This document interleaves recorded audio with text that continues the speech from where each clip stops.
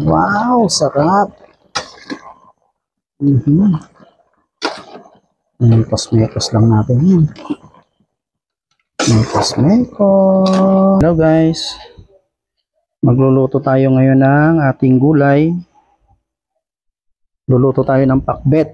Ayan, mayroon tayong talong, sitaw, ampalaya, siyempre ang sibuyas, kalabasa, siyempre kamatis at saka okra. At mayroon din tayong alukon, pampalasa. At siyempre yung ating pangsahog para mas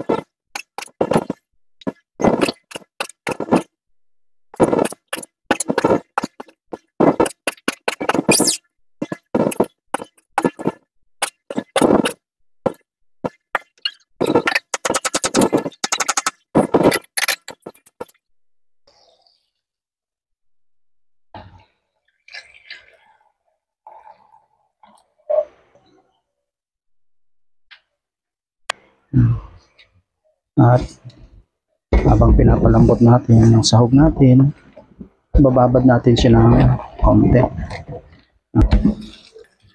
So hayaan lang natin siya mababad na ilang minuto. Ito na nga pala yung ating pangsahog. Unahin natin itong ating kamatis. Yan. Pigain lang natin siya.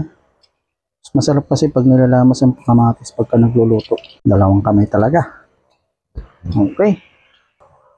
Kaya okay lang, kamay-kamayin ko yan. Naman yung ating sahog. Yan. Lagyan natin siya sa ilalim.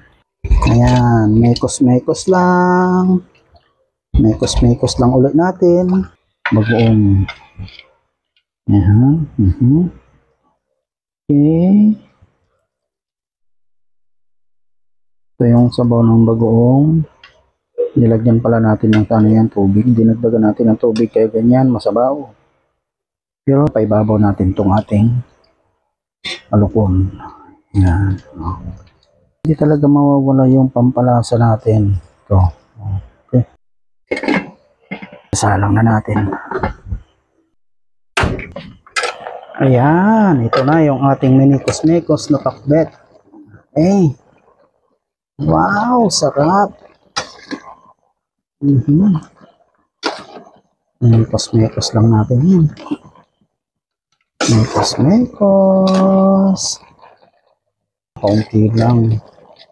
Naparami pa ng tubig natin sa bagoong. Nangingibabaw yung lasa ng kamote at alukon. Saka yung ampalaya. Ang sarap niya. Okay, pwede na kumain.